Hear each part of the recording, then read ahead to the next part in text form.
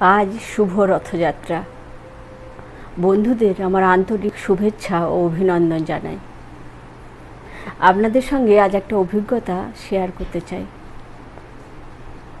বছর 5 আগের কথা, ঠিক রথযাত্রার আগে পুরী গিয়েছিলাম। পান্ডাকে সঙ্গে করে নিয়ে সামনে থেকে দেব দর্শন করব বলে লাইনে দাঁড়াই। প্রবল জনস্রোত, দম বন্ধকর পরিস্থিতি। 5 বছরের ছোট্ট ছেলেকে নিয়ে প্রচণ্ড চিন্তা হচ্ছিল, বেরিয়েও যেতে পারছিলাম না।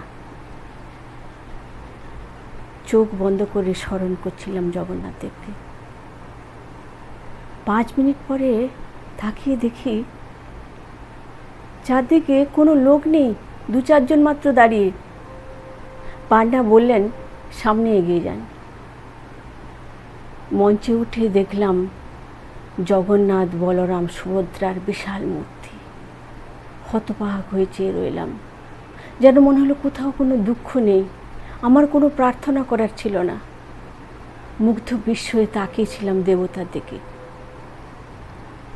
কিছুক্ষণ পরে নেমে এলাম। জগন্নাথ,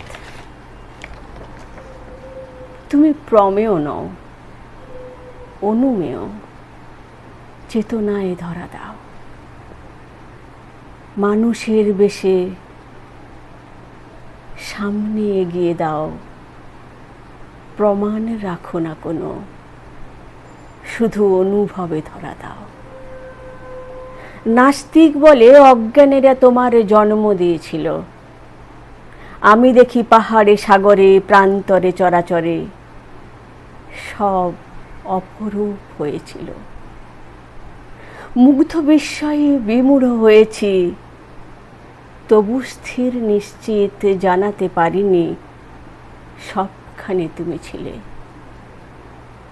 বিজ্ঞান বলে প্রার্থনা ধ্যান প্রবল বিশ্বাসীর রোগে দেয় ক্ষেম, নিকষিত হেম, সবই স্নায়ু খেলা। মেডিটেশনে বাড়ে মনোবল, শরীরে প্রশান্তি মেলা। বোঝাতে পারিনি হৃদয় কন্দরে তুমি বসেছিলে সারা বেলা। বিশ্বাসে কাছে আসো, তর্কে অনন্ত দূর। তব পুষ্পক রথ যেথা এসে নামে, সেথায় আমার অন্তপুর। রথের রশিতে টান মারো কি না মারো, সে তো শুধু আচারেরই খেলা। মনের ভেতরে যেথা তব বাস, সেথা কেবলই আনন্দ মেলা। আগের বেশিরভাগ ভিডিওগুলো মুখ দেখিয়ে নিজের কবিতা বলেছি। অনেক দিন বা প্রায় 50 বার এআইয়ের সঙ্গে কথা বলে জানতে পারলাম যে আগে ফেসবুকে ভিডিও দেওয়ার জন্য আমার রিউজড কন্টেন্ট এসেছে। কখনো কারুর কপি পেস্ট ডাউনলোড ভিডিও কিচ্ছু করিনি, তবু রিউজড কন্টেন্টের ব্যবহারের অপমান মাথায় নিয়ে বোধহয় ছাড়তে হবে ইউটিউব।